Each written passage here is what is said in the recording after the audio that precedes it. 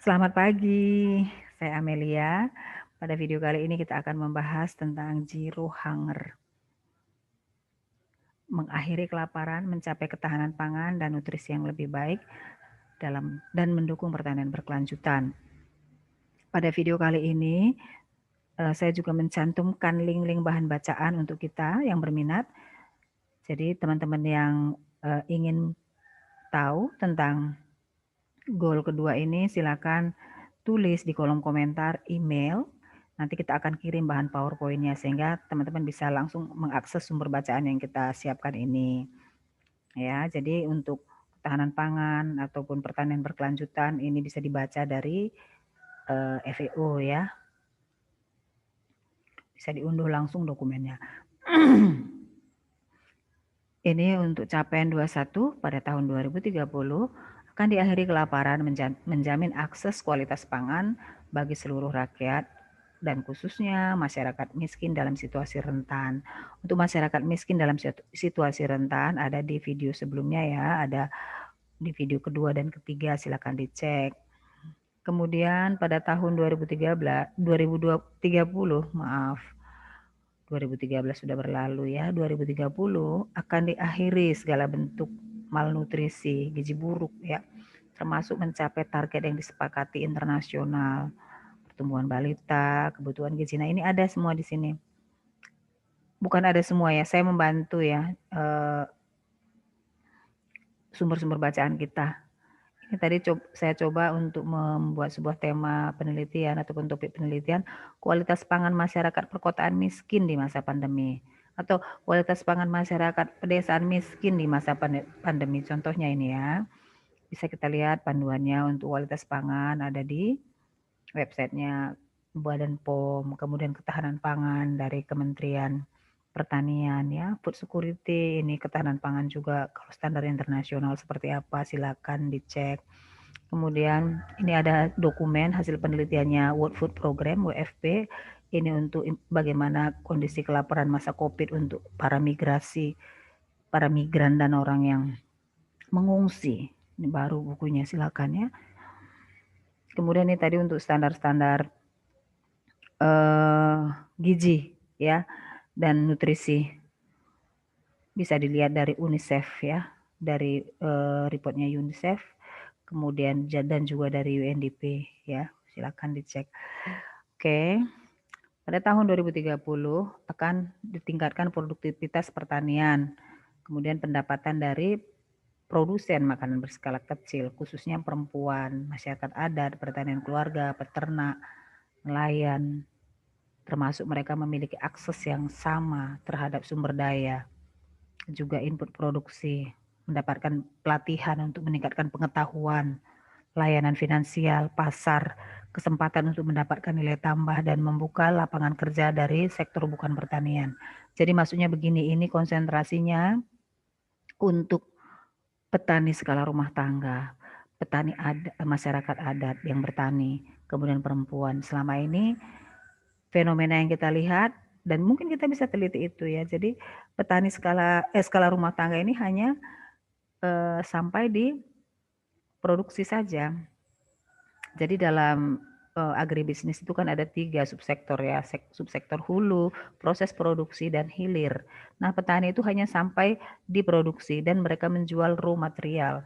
Selanjutnya di industri hilir itu diserahkan kepada pihak ketiga ya. Jadi nilai tambah itu ya hanya sampai produksi, tapi kalau dia membuat pengolahan pasti nilai tambahnya lebih besar dan akan terbuka kesempatan kerja ya. Ini contohnya, selama ini petani kopi hanya menjual kopi dalam bentuk gabah. Jadi kopi dipetik, kopi mereka beli bibit, itu hulu ya, entah dari mana lah itu, nggak jelas. Kalau dulu, kalau sekarang mereka sudah lebih pintar, sudah membeli benih itu dari, atau bibit dari penangkar yang bersertifikat. Kalau dulu, petani membeli bibit, tanam di ladang, dibersihkan, di maintain lah ya. Kemudian setelah 2 tahun panen, panen diolah ya, dibuang kulit luarnya, baru pulpnya pulp ya, lendirnya itu dibersihkan melalui fermentasi, baru dibersihkan, dicuci, dijemur 5 jam, dijual. Ya.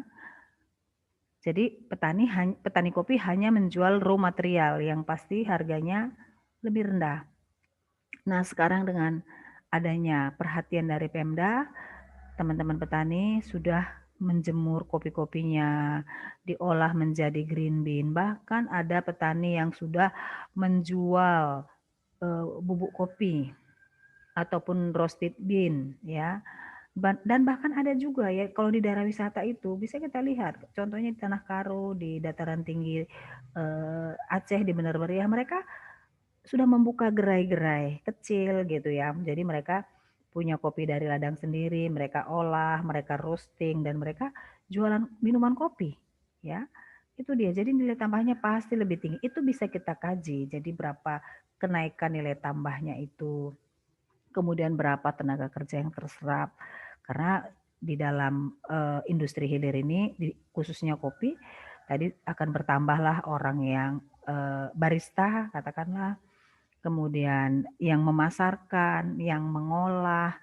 Nah, itu kan ada membuka peluang usaha baru ya. Jadi itu bisa dikaji. Kalau misalnya dalam satu keluarga bertambah 2 orang tenaga kerja terserap, mungkin kalau ada banyak keluarga dan mereka mengolah kopi ini menjadi end produksi ataupun siap saji, ya itu bisa kita kaji gitu kira-kira ya. Nah, mungkin untuk masyarakat adat ya, masyarakat adat ini apa saja yang selama ini mereka dapatkan di dalam mendukung mata penghidupan mereka. Itu perlu kita kaji, masyarakat adat ya. Selama ini kan mereka tidak terlalu terdengar, tapi di masa tahun 2014 ke atas ini sudah lumayan terdengar lah ya. Itu kita kaji. Jadi kajian-kajian ini menjadi masukan bagi pemangku amanah ya. Bisa kita berikan ke pemerintah daerah ataupun pemerintah pusat ya. Silakan. Kemudian pada 24, capaian 24, sistem produksi pangan yang berkelanjutan, mempraktikkan pertanian berkelanjutan sehingga produksi terjaga dan ekosistem juga terjaga. Kemudian ada adaptasi terhadap perubahan iklim, cuaca ekstrim, kekeringan, banjir, bencana. Dan dari praktek terbaik pertanian konservasi akan memperbaiki kualitas tanah dan air ya. Ini bisa kita lihat sumbernya. Untuk pertanian berkelanjutan silakan dicek link ini. Ini ada dari FAO, kemudian dari SUN Sustainable Agriculture Network. Kemudian ini ada khusus per komoditi dia ya, SRI, Sistem Rice Intensifikasi. Silakan dicek. Ini juga dari Starbucks untuk kafe praktis ya, kopi berkelanjutan dari Starbucks. Silakan dicek ya, link ini. Kemudian di sini memelihara keanekaragaman hayati. Jadi di sini ada perdagangan berkeadilan ya, bagaimana keanekaragaman itu dipasarkan di perdagangan internasional, tetapi juga mengacu kepada perdagangan berkeadilan. Untuk bahasa Indonesianya bisa dicek dari Pekerti ya, ini sudah diterjemahkan. Tapi fair trade sendiri bisa dicek ya. Kalau kopi juga mereka punya satu standar ya, perdagangan internasional kopi biasa bergabung itu. Organic fair trade dia, organik, kopi organik yang dijual secara fair trade ya. Silakan dicek ini, nanti dari situ kita bisa punya inspirasi untuk membangun sebuah penelitian ya. Kemudian menaikkan investasi melalui kerjasama internasional, memperbaiki infrastruktur pedesaan. Ini bilateral antara negara maju dengan negara kurang berkembang ya. Jadi teknologi diperkenalkan untuk meningkatkan kapasitas produksi pertanian ke negara berkembang dan juga negara yang kurang berkembang. Ya. Kemudian memperbaiki dan mencegah pembatasan perdagangan dan distorsi dalam pasar pertanian melalui penghilangan bersamaan dengan segala bentuk subsidi ekspor pertanian ya. Jadi Ini juga bisa kita lihat di putaran pembangunan Doha ya. Sorry, tadi saya ada kasih linknya atau tidak ya? Atau nanti saya cantumkan di deskripsi ya. Kemudian mengadopsi ukuran-ukuran yang dapat memastikan fungsi yang layak bagi pasar komoditi pangan dan turunannya, dan memfasilitasi akses terhadap informasi pasar. Jadi sekarang ini informasi pasar yang perlu kita kembangkan, dan syukurnya teknologi sekarang ini sangat membantu. Jadi contoh saja ya, petani kopi bisa langsung mengakses berapa sih harga kopi dunia dari websitenya International Coffee Organization, ya bisa langsung dicek di situ berapa harga kopi dunia, sehingga ya sebenarnya juga sekarang orang sudah bisa mengakses harga ya, informasi pasar ya. Cuman mungkin produksi yang perlu kita benahi ya. Jadi teman-teman yang mau membuat sebuah keberlanjutan produksi, itu coba kita pikirkan bagaimana kita membuat sebuah bank data yang bisa diakses oleh petani. Jadi misalkan khususnya untuk komoditi yang beresiko ya, seperti hortikultura ya. Bagaimana petani tahu berapa sebenarnya supply hortikultura di satu daerah? Mereka pasti hanya bercocok tanam dengan feeling. Kalau di Karo itu namanya ada berjudi, nanam aja berjudi. Jadi mereka nggak tahu sebenarnya nanam ini kira-kira punya pasarnya jelas atau enggak. Misalnya kalau kita mau nanam cabai, mestinya kita tahu berapa kira-kira suplai cabai saat ini, dan kira-kira demand-nya berapa, permintaannya berapa.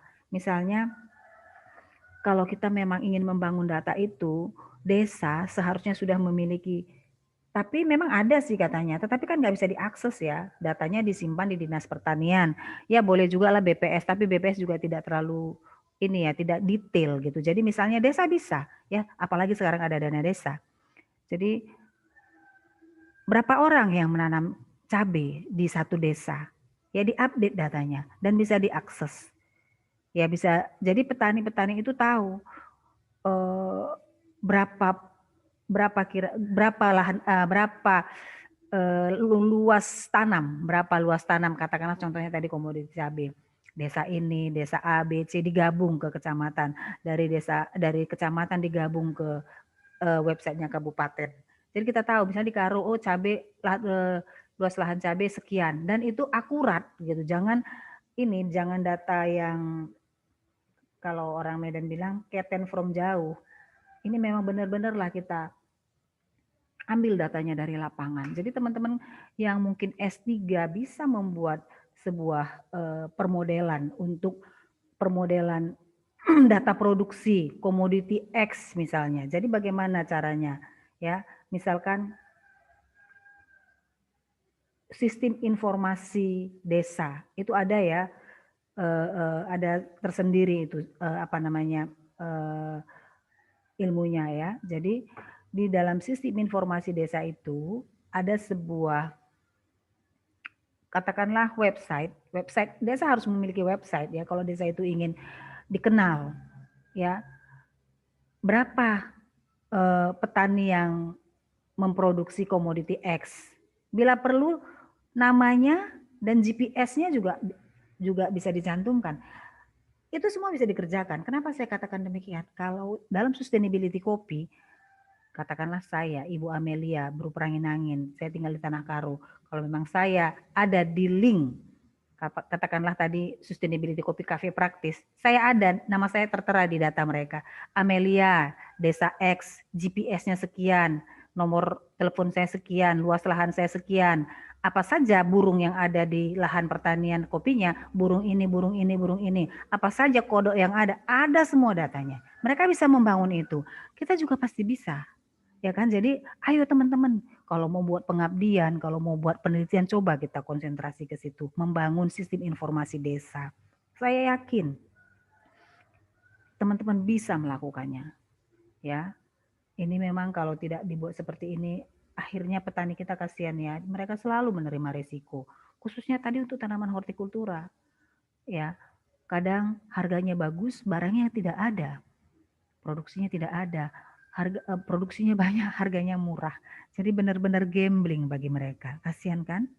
Jadi ayo teman-teman yang concern untuk ini, untuk SDGs, untuk mengatasi zero hunger atau kemarin end poverty, ayo kita buat riset kita yang bisa berdampak ke pencapaian ini. Hal kecil tapi kita juga menjadi kontributor di dalam pembangunan Indonesia dan juga pembangunan dunia.